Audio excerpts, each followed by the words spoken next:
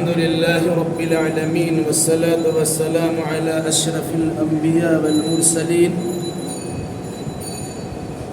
نبينا محمد وعلى آله وأصحابه أجمعين. أعوذ بالله من الشيطان الرجيم. بسم الله الرحمن الرحيم. قاف والقرآن المجيد بل عجبوا أن جاءهم منذر منهم فقال الكافرون هذا شيء عجيب أإذا متنا وكنا ترابا ذلك رجع بعيد قد علمنا ما تنقص الأرض منهم وعندنا كتاب حفيظ بل كذبوا بالحق لما جاءهم فهم في أمر مريج. اس سورہ کا نام ہے سورہ قاف. سورہ قاف نام رکھنے کی وجہ یہ ہے کہ اس کی پہلی آیت میں یہ حرف قاف ہے اور اسی کو اس سورہ کا نام رکھ دیا گیا.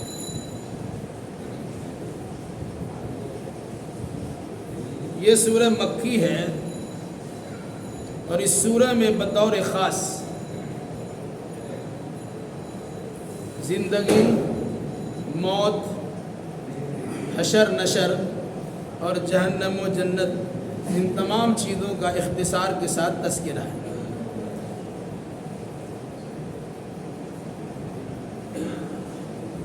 یہ سورہ وہ سورہ ہے جسے اللہ کے نبی صلی اللہ علیہ وسلم جمعہ کے دن باضابطہ منبر پر پڑھا کرتے تھے. بعض خواتین کا بیان ہے کہ رسول اکرم صلی اللہ علیہ وسلم کی زبان سے سن کر ہم نے سورہ قاف کو یاد کیا.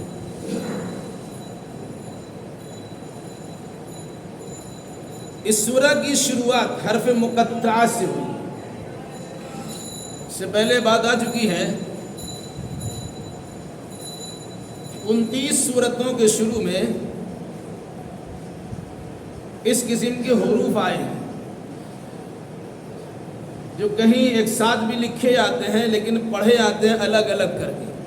جیسے الف لام میم علم لکھا ہوا ہے لیکن ہم پڑھتے ہیں الف لام میم. تاسین میم، تاسین میم ایک ساتھ لکھا ہوا ہے لیکن پڑھتے ہیں تا سین میم، یعنی الگ الگ کر کے پڑھتے ہیں. اس کو عربی میں کہتے ہیں قطع کر دینا، کاٹ دینا. اسی لیے اس کا نام ہو گیا حروف مقطعات. وہ حروف جنہیں کاٹ کاٹ کے پڑھے جاتے ہیں، ملا کے نہیں پڑھے جاتے. بعض صورتوں کے شروع میں اس قسم کے حروف آئے ہیں جو در حقیقت اس کے مضامین کی طرف اشارہ ہوتے ہیں. اس طرح آدمی کوڈ ورڈ استعمال کرتا ہے، اسی انداز کی یہ حروف استعمال کیے. پورا قرآن سراپا موجودہ ہے. اس کی ہر سورہ موجودہ ہے، ہر سورہ کی ہر آیت موجودہ ہے اور ہر آیت کا ہر لفظ موجودہ ہے اور ہر لفظ کا ہر حرف موجودہ ہے. موجودہ عاجز کر دینے والی چیز. اگر قرآن نے بیان کیا قاف، اب لوگ اس کا معنی مطلب سمجھتے رہیں، اس کی جڑ تک، اس کی کن اور ماہیت تک انسان پہنچ ہی نہیں سکتا ہے. تو اس کے معنی مطلب کہ نکالنے سے انسان قاصر و عاجز ہے. اسی لیے ایسی چیزوں کو معجزہ کہا جاتا ہے. اللہ کے نبی صلی اللہ علیہ وسلم کو معجزہ تو قرآن کی شکل میں دیا ہی گیا ہے اور ساتھ ساتھ اس قسم کے حروف کے ذریعے سے عوام و خواص کو عاجز و درمادہ کر دیا گیا کہ تم اس سلسلے میں اس کی حقیقت تک پہنچنا بھی چاہو گے تو نہیں پہنچ سکتے ہو. یہ اللہ اور اس کے بندے کے درمیان خاص اشارات ہیں جسے مخصوص لوگ ہی سمجھ سکتے ہیں. والقرآن المجید، اور قسم ہے قرآن مجید کی. اس سے پہلے یہ بات بھی آ چکی ہے کہ اللہ تعالیٰ کی ساری باتیں قابل اعتبار ہے، قابل یقین ہے. لیکن اگر کسی بات پر اللہ قسم کھاتا ہے تو باضابطہ اس بات کی تاکید بھی ہو جاتی ہے، اس کی اہمیت بڑھ جاتی ہے. تو اللہ نے قسم کھا کر، وہ بھی قسم اللہ نے مخلوق کی کھائی، اللہ نے وہ بھی قسم کھائی ہے قرآن مجید. ایک بات یاد رکھیے گا، قرآن مجید اللہ کی مخلوق نہیں ہے. یہ کاغذ کا تیار کردہ قرآن تو مخلوق ہے، ہم نے اسے نکالا، ہم پھاڑ کے پھینک دیا، جلا دیا، ہماری بدقسمتی آگے ہم کچھ بھی کر دیا. یہ جو قرآن ہے یہ مخلوق ہے. لیکن جو کلام کی شکل میں ہے، بات کی شکل میں ہے، جو اللہ نے جبریل کے واسطے سے محمد الرسول اللہ تک پہنچایا ہے، وہ مخلوق نہیں. ایک بہت بڑا فتنہ اس میں ہو چکا ہے شروع دور میں. مخلوق اگر مانتے ہیں اس کا مطلب یہ ہے کہ قرآن ختم ہو جائے گا. اس لیے علماء کا عقیدہ ہے کہ قرآن مخلوق نہیں ہے، اس لیے ختم نہیں ہوگا. یہ کاغذ ختم ہو سکتا ہے، اس کی دفتیاں ختم ہو سکتی ہیں، اس کے پیج اڑ سکتے ہیں، لیکن جو اصلی قرآن ہے کلام کی شکل میں وہ کبھی ختم نہیں ہوگا. جس طرح اللہ کی ذات ختم نہیں ہو سکتی، اس طرح اللہ کی بات بھی ختم نہیں ہو سکتی.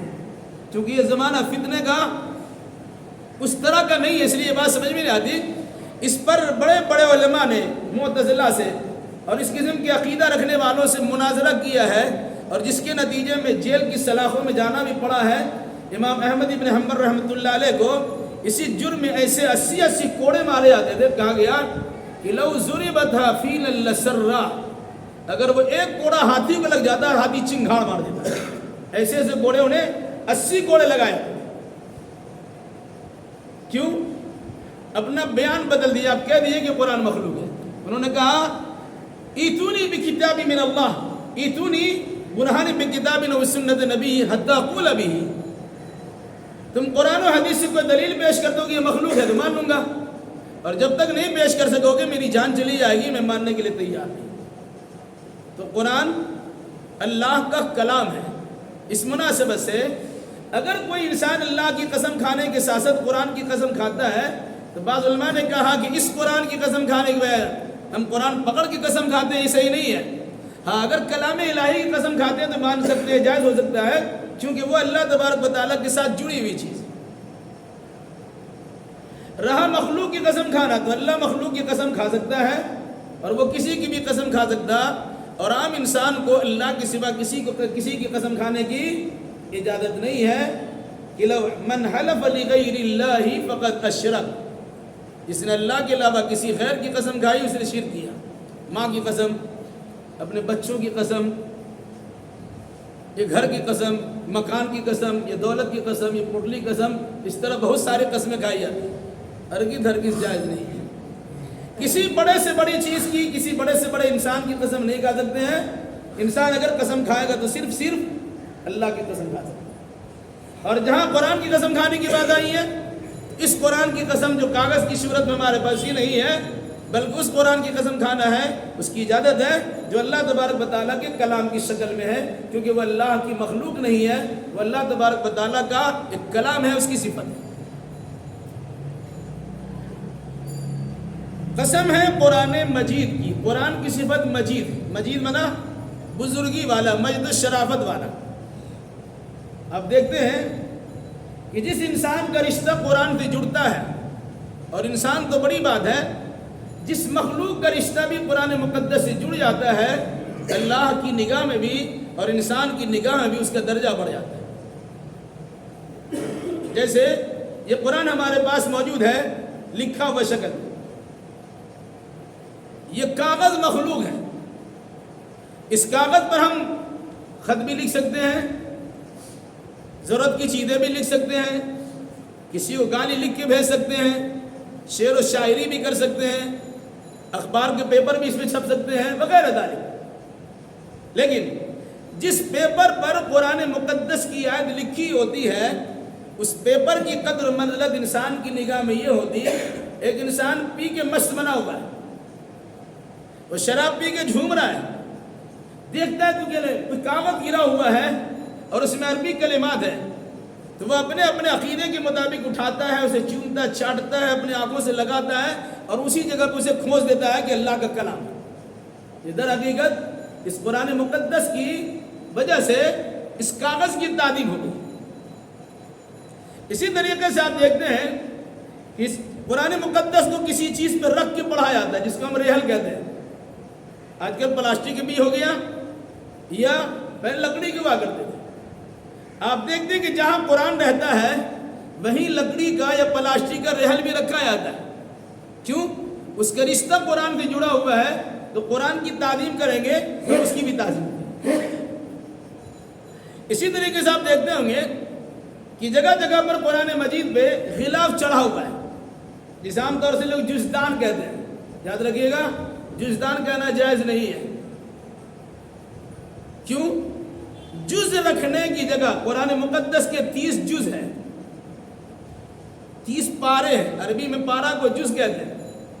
تو جزدان رکھنے کی وجہ یہ شیعوں کی طرف سے آیا ہے، ایران سے آیا. جزدان یہ فارسی لفظ ہے. جز رکھنے کی جگہ، گلدان پھول رکھنے کی جگہ، ٹھیک ہے. اسی طرح جزدان جز رکھنے کی جگہ. ان کا عقیدہ قرآن مکمل نہیں ہے، 40 پارہ قرآن ہے، اب یہ 30 پارہ 30 جز اس میں موجود ہے. اس مناسبت سے انہوں نے کیا کہا؟ کہ جزدان ہے. نہیں، جزدان نہیں کہہ سکتے ہیں، آپ کہیں خلاف قرآن. تو دیکھتے ہیں آپ، ریشمی کپڑے سے تیار کردہ غلاف ہوتا ہے جس میں قرآن رکھا جاتا ہے. اور مسلمانوں کی بے حسی کی انتہا یہ ہوتی ہے کہ برسہ برس تک یا مہینوں تک قرآن چھوتے ہی نہیں ہے. الماری کے اونچے حصے پہ سے ڈال دیا ہے اور گرد و غبار سے وہ قرآن ہٹا ہوا ہے. اس کی جزدان بھی گرد و غبار ہے، ہٹا ہوا ہے. لیکن کبھی اتارنے کی نوبت آتی ہے، قول و قسم لینے کی باری آتی ہے، کبھی جھنجھٹ جھمیلا ہو گیا قرآن دکھانے کی باری آتی ہے، کسی کے مرنے پر روح نکالنے کے لیے سورہ یاسین پڑھنے کے لیے قرآن اتارنے کی باری آتی ہے. شب برات کا معاملہ آئے گا تو اس میں مردوں کو ثواب پہنچانے کے لیے قرآن خوانی کی باری آتی ہے. یا دکان و مکان کی خیر و برکت کرنے کے لیے، برکت کے لیے قرآن پڑھنے پڑھانے کی کبھی باری آتی ہے. تو آدمی کیا کرتا ہے؟ قرآن اتارتا ہے، نہا دھو کر کے بہترین کپڑا پہن کر کے اب قرآن کو اتارتا ہے. دیکھتا ہے اس میں تو گرد و غبار ہے. لیکن کبھی کسی انسان کے بارے میں ایسا سوچے بھی نہیں ہوگے کہ گرد و غبار سے ہٹا ہوا قرآن مقدس کے غلاف کو یوں ہی پھینک دیتا ہے، بلکہ اسے بڑے سلیقے سے اتارتا ہے اور اچھی جگہ پہ اچھے سے رکھتا ہے. کیوں رکھتا ہے؟ اس کپڑے کی نسبت اس قرآن مقدس سے جڑی ہوئی ہے، اس غلاف کی نسبت قرآن مقدس سے جڑی ہوئی ہے، اس وجہ سے اس کی بھی ہم قدر کرتے ہیں. اسی طریقے سے آپ دیکھیں، رمضان کا مہینہ ہے، یہ بھی مخلوق ہے، انسان سے بڑھ کے تو نہیں ہے. جس مہینے میں قرآن مجید کو نازل کیا گیا، 11 مہینوں پر اس قرآن کو اللہ تعالیٰ نے برتری عطا فرما دی. آپ انتظار کرتے ہیں کہ رمضان کا مہینہ آنے والا ہے، اس میں اللہ کی خوب بندگی کریں گے کیونکہ اس مہینے میں قرآن اترا ہے. تو رمضان کی فضیلت قرآن کی وجہ سے ہے دوسرے مہینوں پر. اسی طریقے سے اسی رمضان میں ایک رات ہے جنہیں ہم لیلۃ القدر کہتے ہیں، شب قدر کہتے ہیں، جو 1000 مہینوں سے بہتر رات ہے. وجہ کیا ہے؟ اس رات میں اللہ تبارک و تعالیٰ نے قرآن اتارا ہے. تو جس رات میں قرآن کو اتارا گیا وہ رات 1000 مہینوں سے بہتر ہے. جس مہینے میں قرآن کو اتارا گیا وہ 11 مہینوں سے بہتر ہے. جس کاغذ پر لکھا گیا وہ تمام کاغذ سے بہتر ہے. جس غلاف میں رکھا گیا وہ تمام کپڑوں سے بہتر ہے. جس لکڑی اور پلاسٹک کے ریحل پر رکھا گیا وہ اپنے مقابل کی دوسری چیزوں سے بہتر ہے. اسی انداز سے جس سینے میں اللہ تبارک و تعالیٰ نے قرآن مقدس کو جمع کر دیا وہ سینہ بھی تمام سینوں سے بہتر ہے. بل هو آیات بینات فی صدور الذین اوتوا العلم. علم والے کے سینوں میں اللہ تبارک و تعالیٰ نے قرآن مقدس کی آیتوں کو جمع دیا. گویا یہ قرآن مقدس کے لیے بمنزلہ دنیا میں لوح محفوظ کیا. جس طرح 7واں آسمان کے اوپر اللہ تبارک و تعالیٰ نے لوح محفوظ رکھا ہے جہاں دنیا بھر کی تقدیر لکھی ہوئی ہے اور جس میں قرآن مقدس بھی لکھا ہوا موجود ہے، اسی طریقے سے دنیا والوں کے لیے یاد کر کے اپنے سینوں میں حفاظت کرنے والے وہ افراد جنہیں حفاظ کرام کہتے ہیں، انہوں نے اپنے سینے میں جمع کیا ہے. ان کا سینہ گویا قرآن کی حفاظت کے لیے گنجینہ ہے، سفینہ ہے اور لوح محفوظ کی طرح ایک مقام رکھنے والا ہے. اور یہی وجہ ہے دنیا میں سب سے پہلا حافظ قرآن محمد الرسول اللہ صلی اللہ علیہ وسلم ہے. اس قرآن کے نزول کی برکت سے دنیا کے سارے انسانوں میں سب سے بہتر انسان انبیاء ہوتے ہیں اور انبیاء میں سب سے بہتر مقام محمد الرسول اللہ صلی اللہ علیہ وسلم کا. اس کی وجہ کیا ہے کہ ان پر قرآن مجید کو اتارا گیا. قرآن مجید بزرگی والا قرآن، بزرگی دینے والا قرآن. تو جن جن چیزوں کا رشتہ اس کی نسبت قرآن مقدس سے جڑ جاتی ہے، اللہ کی نگاہ میں اور بندوں کی نگاہ میں اس کا مقام منصب بڑھ جاتا ہے. اس لیے کہا اس کی صفت کیا ہے؟ مجید، بزرگی والا، مجد و شرافت والا، عزت و احترام والا۔ قسم ہے قرآن مجید کی، بزرگ قرآن کی، مجد و شرافت والے قرآن کی قسم۔ بل عجبوا ان جاءهم منذر منهم فقال الكافرون هذا شيء عجیب، بلکہ ان لوگوں نے تعجب کیا اس بات سے کہ ان کے پاس انہی میں سے ایک ڈرانے والا آ گیا۔ تو کافروں نے کیا کہا؟ تو کافروں نے کہا هذا شيء عجیب، یہ تو بڑی عجیب چیز ہے۔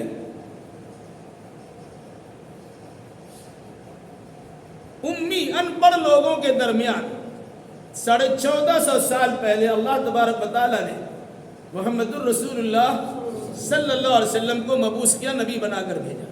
عرب کے لوگ امی تھے، ان پڑھ تھے، جنہوں نے لکھنا پڑھنا سیکھا نہیں تھا، اسی میں سے اللہ کے نبی صلی اللہ علیہ وسلم کو اللہ نے چنا اور نبی اور رسول بنا دیا۔ کہا ان لوگوں نے تعجب کیا اس بات سے کہ ان کے پاس انہی میں سے ایک ڈرانے والا گیا۔ یہ سوچ بھی نہیں سکتے تھے ایسا کوئی ہو سکتا ہے کہ یہاں رہنے کا گھر نہیں ہے، سارا جہاں ہمارا، یہ تو یتیم بھی ہے، چچا اور دادا کی کفالت میں رہنے والے بھی ہیں، مالی اعتبار سے مجبور بھی ہیں، محتاج بھی ہیں، غریب و نادار بھی ہیں، اور دنیا میں رہتے ہوئے انسان بولتا ہے کہ میری پہنچ عرش اللہ تک ہے، دنیا کے پیدا کرنے والے اللہ سے میرا رشتہ بطور خاص جڑا ہوا ہے، اور اللہ نے میرے پاس کلام نازل کیا ہے، اللہ ہم سے بات بھی کرتا ہے۔ یہ بات پر ان کو بڑا تعجب ہوا۔ کہا بل عجبوا، بلکہ ان لوگوں نے تعجب کیا ان جاءهم منذر منهم، کہ ان کے پاس انہی میں سے خبردار کرنے والا، ڈرانے والا اور تنبیہ کرنے والا رسول ہے۔ فقال الکافرون هذا شیء عجیب، تو کافروں نے کہا بڑی عجیب بات ہے، یہ کیسے ہو سکتا ہے؟ بھئی آپ تو 4 آدمی کے پاس کوئی جائیں گے، ان سے بات کریں گے، ایک الگ سی بات ہے۔ آپ کی پہنچ یہاں ہے، آپ کسی بڑے ملک کے سربراہ سے بات کرنے کی بات کریں تب تعجب کی بات ہے، لیکن آپ تو کہتے ہیں کہ ساری کائنات کے مالک رب العالمین اللہ تبارک و تعالیٰ سے براہ راست ہم سے رشتہ جڑا ہے، اور اللہ نے اپنا سفیر، اپنا نمائندہ جبریل علیہ السلام کی شکل میں آپ کے بعد بھیج بھی دیا ہے، اور آپ کے ان جبریل علیہ السلام سے اللہ کے کلام کو لے کے ہمارے سامنے آ کر یہ بتا دیں کہ ہم اللہ کی طرف سے ڈرانے والے ہیں۔ یہ تو بڑی تعجب خیز بات ہے۔ اور اس کے علاوہ یہ عجیب چیز ہے، کیسے ہو سکتا ہے کہ انسان زمین پہ ہے اور اوپر سے اللہ تبارک و تعالیٰ کا فرمان کے سامنے نازل ہو جائے؟ تو اللہ نے اس کو سمجھایا ہے، آگے اس کی بدعت آئے گی۔ آسمان سے پانی برستا تو ہے، نتیجے میں تمہاری مردہ زمین زندہ تو ہوتی ہے، اس سے غلہ جات بھی تو اگتے ہیں، کھیت کھلیان ہرے بھرے تو ہوتے ہیں، تمہارے کھانے پینے کا نظم و نسق تو ہوتا ہے، اس کو دیکھتے ہو کہ نہیں دیکھتے ہو؟ جس طرح اللہ تبارک و تعالیٰ کھیت اور کھلیان کو لہلانے کے لیے آسمان سے پانی کے قطرات برساتا ہے، اسی طریقے سے انسان کے مردہ دلوں کو زندہ کرنے کے لیے اپنے کلام کو بھیج نہیں سکتا ہے۔ اس لحاظ سے تمہیں تعجب کرنے کی ضرورت نہیں ہے، اگر تم تعجب کرتے ہو تو حماقت اور صفات اور بے وقوفی سے دوچار ہو۔ آگے اس کی مثال آ رہی ہے، اَإِذَا مِتْنَا وَكُنَّا تُرَابًا۔ ہر نبی نے ابتدائی مرحلے میں 3 تعلیم دی ہے، اللہ کو مانو، رسول کو مانو اور آخرت کو مانو۔ اللہ نے کلام بھیجا، میں اللہ کے فضل سے رسول بنا، میں تمہیں اللہ کی عبادت کرنے کی طرف بلاتا ہوں، کیونکہ یہ دنیا ختم ہو جائے گی تو ایک دن زندگی کا محاسبہ کیا جائے گا، حساب لیا جائے گا اور فیصلہ سنایا جائے گا، اسی کا نام قیامت ہے۔ تو لوگ کہنا شروع کیے کہ ہم تو دیکھتے ہیں مر جاتے ہیں، مر کے مٹی میں دفن ہو جاتے ہیں، سڑگل کے ختم ہو جاتے ہیں، پھر ابھی تک تو کسی کو زندہ ہوتے دیکھا نہیں ہے، تو کیسے ہم مان لیں کہ مر جائیں گے اور مٹی ہو جائیں گے پھر دوبارہ زندہ کی جائیں گے؟ کفار نے وہی اعتراض کیا، اِذَا مِتْنَا، کیا جب ہم مر جائیں گے، وَكُنَّا تُرَابًا، اور مٹی ہو جائیں گے۔ اب دیکھ لیجئے قبرستان کو، ہم کے حال کو دیکھیے، ہر 3-4 سال یا 10 سال 9 سال 10 سال کے بعد اس کی کھدائی ہوتی ہے، کچھ ملتا نہیں ہے، کہیں کسی کی ہڈی پڑی رہتی ہے، کہیں سر کا ڈھانچہ پڑا رہتا ہے جس میں کہ سارے حصے تو ادھر ادھر ہو جاتے ہیں۔ تو کہاں اتنے دنوں سے تو مرتے ہوئے لوگوں کو دیکھتے ہیں، وہ زندہ تو ہوا نہیں ہے، کیسے مان لیں گے کہ ہم مر جائیں گے اور مٹی بن جائیں گے؟ ذالک رجل بعید، ہم دوبارہ اٹھائے جائیں گے؟ یہ تو بڑی دور کی بات ہے، دوبارہ اٹھائے جانا یہ عقل سے بڑی دور کی بات ہے، ایسا ہو ہی نہیں سکتا۔ وہ انسان نے عقلی گھوڑا دوڑا کر عقیدہ آخرت کا انکار کر دیا. یہ بات سمجھ میں نہیں آتی ہے کہ کسی انسان کو مر جانے کے بعد اور سڑگل جانے کے بعد مٹی میں مل جانے کے بعد پھر وہ انسان دوبارہ زندہ ہوگا. ایسا زندہ ہونے کا عقیدہ رکھنا رجم بعید، یہ لوٹایا جانا یہ تو دور ہے، عقل سے دور بات ہے جو کفار مشرکین ہے. جواب کیا ہے؟ قد علمنا ما تنقص الارض منهم وعندنا کتاب حفیظ. ہم جان رہے ہیں جو کچھ ان میں سے زمین کچھ کم کر دے رہی ہے. مطلب میت کو مٹی میں ڈالا گیا، زیادہ زیادہ 3 دنوں تک مٹی میں میت کا لاش سلامت رہتا ہے. اللہ ماشاء اللہ، اللہ جس کو رکھنا چاہے ایک الگ سی بات ہے. عموماً 3 دن تک اس کا جسم رہا، تیسرے دن کے اخیر میں یا چوتھے دن میں جسم پھٹنا شروع ہو جاتا ہے. پھٹے گا بھائی، کوئی چیز آپ نے رکھا گھر میں بند کر کے رکھا، دیکھ لیجئے گوشت رکھیے، ایک دن کے بعد اس کے اندر سرات پیدا ہو جاتی ہے، سرنے کی بدبو آنے شروع ہو جاتی ہے. تو آپ نے بند کمرے میں رکھا، کوٹری میں، قبر میں رکھا جس میں کوئی سوراخ نہیں، تو کچھ دنوں تک مٹی کے چاروں طرف سے جو نمی ہے اس نمی کے نتیجے میں، تری کے نتیجے میں وہ چیز سلامت رہتی ہے. علماء کا اتفاق ہے کہ 3 دن کے بعد وہ پھٹنا شروع ہو جاتا ہے. پھر اس کے بعد کیا ہوتا ہے؟ کچھ کیڑے کھا رہے ہیں، کچھ مٹی کھا جا رہی ہے، گوشت تو پہلے ختم ہو جاتے ہیں، ادھرنا شروع ہو گیا، پھر ختم شروع ہو گیا. پھر اس کے بعد ہڈیاں رہتی ہیں، پھر ہڈیوں کا حال کیا ہوتا ہے؟ ہڈی بھی بڑی بڑی پوسیدہ ہو جاتی ہے، چھوئے تو ٹوٹ جائے، چورا چورا ریزہ ریزہ ہو جائے، پھر مٹی میں مل جاتی ہے. اس قرآن نے کہا ہم جان رہے ہیں جو کچھ کے زمین ان میں سے کم کر دے رہی ہے، جسم کے حصے کو کم کر رہی ہے. چمڑیاں پہلے ادھری، گوشت ختم ہوئی، پھر ہڈیاں الگ الگ ہوئے، پھر وہ بوسیدہ ہو گئے، پھر وہ چورا چورا ہوئے، پھر مٹی ملی. کیفیت ہوتی ہے نا، یہ تو ہم سب دیکھ رہے ہیں، تمہاری نگاہ میں ہو نہ ہو، سب میری نگاہ میں. پھر وَإِنَّنَا كِتَابٌ حَفِيظٌ، اور میرے پاس ایک کتاب ہے جو اس کی نگرانی کرنے والی ہے. کس انسان کا کون سا نقشہ اللہ نے دیا ہے وہ تو موجود ہے. بظاہر تم دیکھ رہے ہو کہ مٹی میں مل کے ختم ہے، لیکن اللہ تبارک و تعالیٰ اس کا ڈھانچہ رکھا ہے. اب ایک تصویر آپ کے پاس موجود ہو، آپ کسی مصور کو دیجیے گا، تصویر بنانے والا جو اسکیچ کرتا ہے وہ کھڑا کر آپ کی پوری تصویر بنا دے گا ویسی ہو بہو جیسے لگے آپ 3D میں پورا بنا کے آپ کو ڈال دے. تو بندہ کسی کو ایک بار دیکھنے کے بعد اس کی شکل بناتا ہے، اس کی جسم بنا دیتا ہے، لگتا ہے کہ بالکل صحیح سالم ہے، اب بولنے کے لیے تیار اور چلنے کے لیے تیار ہے.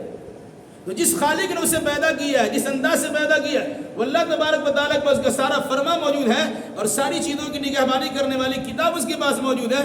جب چاہے گا اسی انداز سے پھر وہ تیار کر دے. تمہارا یہ کہنا کہ مٹی کھا کے ختم کر دے گی، تمہارا سوچنا بھول. ہم جان رہے ہیں کہ مٹی نے انسان کے جسم کے کون کون سے حصے کو کھایا. یاد رکھیے گا حدیث رسول کے مطابق انسان کا سر سے لے کے پیر تک جسم کا سارا حصہ مٹی کھا جائے یہ آگ جلا دے.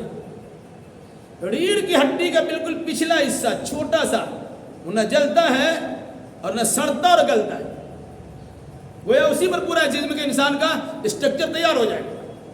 ریڑھ کی ہڈی ہوتی ہے نا، اس کا بالکل پچھلا حصہ وہ سڑتا بھی نہیں ہے، گلتا بھی نہیں ہے، جلتا بھی نہیں ہے، وہ ختم ہی نہیں ہوتا ہے، وہ بنیاد ہے.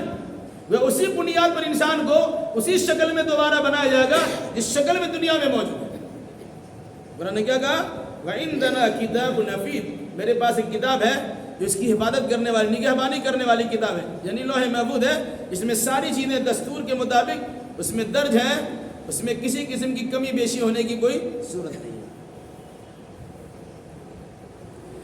بل كذبوا بالحق لما جاءهم فهم في امر مريج، بلکہ ان لوگوں نے حق بات کو جھٹلا دیا جب وہ حق ان کے پاس آ گیا. تو یہ لوگ الجھاؤ والے معاملے میں پھنسے ہوئے، الجھے میں کسی معاملہ. جب اللہ کے نبی صلی اللہ علیہ وسلم نے لوگوں کے سامنے قرآن بیان کیا، ان کی زبان سے ایسے کلمات صادر ہوئے جن کا تصور بھی لوگ نہیں کر سکتے تھے. جاننے کہ محمد صلی اللہ علیہ وسلم نے کبھی لکھا پڑھا نہیں ہے، مکتب مدرسہ اور کالج یونیورسٹی کا منہ نہیں دیکھا ہے. عام آدمی کیسا بات کرتا ہے؟ ایک پڑھا لکھا انسان بات کرتا ہے، ایک عام آدمی بات کرتا ہے، دونوں میں فرق ہوتا ہے. تو کہا کہ یہ آدمی پڑھا لکھا تو نہیں ہے، لیکن ان کی زبان سے ایسے کلمات نکلتے ہیں کہ کوئی انسان اس کا جواب نہیں دے پاتا ہے، اور ان کی تاثیر سے لوگ اس سے متاثر ہو جاتے ہیں. جو ایک بار سنتا انہیں کو ہو کے رہ جاتا ہے، اس کے خلاف بظاہر کچھ بک دیتا ہے، بول دیتا ہے، لیکن اس کی بزرگی اور بڑائی کے ماننے کے لیے مستقل وہ تیار بھی رہتا ہے، کیونکہ اس کے پاس کوئی جواب نہیں ہے. تو لوگوں نے کیا کہا؟ قرآن کہتا ہے ان لوگوں نے حق بات کو جھٹلا دیا جب ان کے پاس آ گئی وہ بات، یہ حق آ گیا. فہم فی امر مریج، یہ لوگ الجھاؤ کے معاملے میں پھنسے ہوئے. کیا الجھا ہے؟ کبھی کہتے ہیں محمد بہت بڑا شاعر ہے، کبھی کہتے ہیں بہت بڑا ساحر جادوگر ہے، کبھی کہتے ہیں کاہن ہے. کیوں کہتے ہیں؟ شاعر اس لیے کہتے ہیں کہ شاعرانہ انداز میں کلام ہے، ایسی اس کی تک بندی لگتی ہے جیسے شاعر لوگ بیان کرتے ہیں، جبکہ قرآن شاعری نہیں ہے. قرآن نے کہا سورہ یاسین میں وَمَا عَلَّمْنَاهُ الشِّعْرَ وَمَا يَنبَغِي لَهُ، ہم نے اللہ کے نبی صلی اللہ علیہ وسلم کو شعر کہنا سکھلایا بھی نہیں ہے، اور شعر کہنا آپ کے شاعر نشان بھی نہیں ہے. کیونکہ شعر و شاعری کی دنیا ایسی ہوتی ہے جس میں قلابادیاں ہوتی ہیں اور آسمان و زمین کے کلامیں ملانے کی باتیں ہوتی ہیں. کسی کو اٹھائے تو آسمان میں اٹھا دیا، اور کسی کو رہے تو تحت الثری میں پہنچا دیا. یہ شاعروں کی عادت ہوتی ہے، اس پر سچ بات کم ہوتی ہے لیکن جھوٹ اور ملمہ سازی کی چیزیں زیادہ ہوتی ہے. تو لوگوں نے کہا کہ اس کے اندر جو انداز ہے وہ شاعرانہ ہے، محمد ضرور شاعر بن گیا ہے، یہ فطری شاعر ہے، الگ سے نہیں. ان کو فطرت میں شاعری ودیت کرتی ہے. کچھ لوگوں نے یہ کہا، کبھی کہنے نے ایسی کوئی بات نہیں، بات تو اس میں حقیقت پر مشتمل ہے. اگر وہ شاعر ہوتے تو باتیں جھوٹی ہوتی، لیکن اتنی سچی اور صداقت پر مشتمل بات ہے کہ ہم سب مل کے اس کا جواب نہیں دے سکتے. اور ہمارے درمیان بڑے بڑے شعراء موجود ہیں، ادیب و انشا پرداز موجود ہیں، جو قرآن مقدس کی کسی ایک آیت کا جواب دینے کے لیے تیار نہیں ہے. یہ شاعر کیسے ہو سکتا ہے؟ یہ شاعری کیسے ہو سکتی ہے؟ نہیں یہ شاعر ہے، نہیں یہ شاعری ہے، بلکہ کچھ اور کلام ہے. تو کیا کہا جائے گا؟ کہ ساحر ہے. ساحر مطلب جادوگر ہے. جادوگر کا مطلب کیا ہوتا ہے؟ کہ اس کی زبان سے جو بات سنی جاتی ہے سب اسی کا گرویدہ ہو جاتا ہے. جادوگر کرتا کیا ہے؟ کسی کو اپنے طرف مائل کر لیتا ہے، موہ لیتا ہے. تو یہ قرآن کی جب تلاوت کرتے ہیں تو لوگ ان کے ہو کے رہ جاتے ہیں. اس سے اندازہ ہوتا ہے کہ ساحر جادوگر ہے، اور جادوگر کے ذریعے سے ہمارے بچے کو اور ہمارے بیوی کو، ہمارے جوانوں کو، ہمارے بزرگوں کو، سب کو اپنے طرف مائل کر لیتے ہیں. تو کیا کہا جائے؟ یہ ساحر ہے. تو کسی نے کہا نہیں کاہن ہے. کاہن جوتش، جو غیب کی خبریں بتلاتے ہیں، اوپر کی خبریں بتاتے ہیں، اندر کی خبریں بتاتے ہیں، پہلے کی خبریں بتاتے ہیں اور بعد کی خبریں بتاتے ہیں. یہ تو جوتشی کام ہے، جوتشی کا کام ہے. یہ ضرور محمد جوتش ہے، جوتشی یہ کرتے ہیں. اسی قرآن نے کہا یہ کسی ایک بات میں جمے ہوئے نہیں، الجھاؤ سے دو چار ہے، یہ الجھن میں پڑے ہوئے. ان کو شاعر کہیں، ان کو ساحر کہیں، ان کو کاہن کہیں، کیا کہیں، خود یہ پگلائے ہوئے. اسی قرآن نے کہا فہم فی امر مریج، یہ الجھاؤ میں پھنسے ہوئے، الجھن کے معاملے سے دو چار ہے. ان کو خود سمجھ میں نہیں آتا کہ محمد صلی اللہ علیہ وسلم کے لیے کون سا خطاب دیا جائے، شاعر کہا جائے کہ ساحر کہا جائے کہ کاہن کہا جائے. اب قرآن نے سمجھایا افلم ينظروا الى السماء فوقهم كيف بنيناها وزيناها وما لها من فروج. اے لوگ ذرا بات سمجھنے کی کوشش کرو. محمد صلی اللہ علیہ وسلم تمہارے درمیان ایک انسان ہے، تمہارے درمیان پلے بڑے ہیں، 40 سالہ ان کی بے داغ زندگی تمہارے درمیان گزری ہے، ان پر کسی قسم کا اعتراض اور شکایت تمہاری ہے بھی نہیں ہے. اب اچانک ان کی زبان سے ایسے کلمات نکلتے ہیں اور یہ کہتے ہیں کہ اللہ تبارک و تعالیٰ جو عرش معلیٰ پر فائد ہے، وہاں سے اللہ کا پیغام ہمارے پاس آتا ہے اور ہم تمہاری رہنمائی کر رہے ہیں. تو ذرا غور کرو. کیا غور کرو؟ تم اوپر نگاہ اٹھاؤ گے تو آسمان دکھائی دے گا، نیچے نگاہ کرو گے تو زمین دکھائی دیتی ہے. تو غور کرو کبھی آسمان میں اور غور کرو کبھی زمین میں. فرمایا افلم ينظروا الى السماء فوقهم، کیا یہ لوگ اپنے اوپر موجود آسمان کو دیکھتے نہیں ہیں؟ کیف بنیناها، کیسے ہم نے اس کو بنایا ہے، وزیناها، اور کیسے ہم نے اس کو آراستہ اور پیراستہ کیا ہے، وما لها من فروج، اور یہ دیکھتے نہیں ہیں اس میں کہیں پھٹن اور شگاف نہیں ہے، سوراخ نہیں ہے. مطلب کیا ہے؟ برسہ برس یہ آسمان بنا ہوا ہے، اس کا سارا نظام چل رہا ہے، ایک مضبوط قسم کا چھت بنا ہوا ہے، ستاروں کے ذریعے، سورجوں کے ذریعے، چاند اور سیارات کے ذریعے انہیں آراستہ اور پیراستہ کر کے رکھا گیا۔ اب ذرا غور کرو کہ آسمان ہم نے کیسے بنایا ہے، اسے آراستہ پیراستہ ہم نے کیسے کیا ہے، ان میں کہیں پھٹن شگاف سوراخ تمہیں تو نظر نہیں آتا ہے، وہاں کوئی پیلر اور کھمبا بھی نہیں ہے، شامیانہ گارنے کے لیے تنابے لگائی تو بھی وہاں دکھائی نہیں دیتے ہیں، چھوٹا موٹا گھر بناؤ گے، چھت ڈالو گے تو کئی پیلر تم کو ڈھالنے پڑتے ہیں، میدان میں اگر تم کو شامیانہ لگانا ہے تو تنابے ٹاننا پڑتی ہے، کھونٹی اور پاس لگانے پڑتے ہیں، رسی اس کو رسیدنا پڑتا ہے، پھر اس کے بعد ہوا کے جھونکے کبھی آئے تو اڑا کے پھینک دیں، کتنی مرتبہ اس کے پھٹا ہوا دکھائی دیتا ہے، پانی برسنا شروع ہے تو نیچے گرنا ہو جائے۔ یہ سارا معاملہ تمہارے سامنے، آسمان کو دیکھو، یہ پوری دنیا کو گھیرا ہوئی یہ سائبان ہے، یہ شامیانہ ہے جس میں کوئی سوراخ بھی نہیں ہے، اور جس کو روکے رکھنے کے لیے کوئی پیلر اور کھونٹی اور کھمبا بھی نہیں ہے۔ غور نہیں کر سکتے ہو؟ ذرا غور کرو، آسمان میں غور کرنے کا اس طرح حکم دیا، آسمان کو دیکھو اور غور کرو، اس کی خوبصورتی کو دیکھو، غور کرو، کہیں پھٹن شگاف تو نہیں ہے، ذرا اپنی نگاہ کو دوڑا کے دیکھ لو کہ ہے تو نہیں ہے، ظاہر سی بات ہے کہیں تم کو نقص ملے گا نہیں، خامی نہیں ملے گی۔ اب آؤ زمین کی طرف، وَالْأَرْضَ مَدَدْنَاهَا وَأَلْقَيْنَا فِيهَا رَوَاسِيَ وَأَنبَتْنَا فِيهَا مِنْ كُلِّ زَوْجٍ بَهِيجٍ۔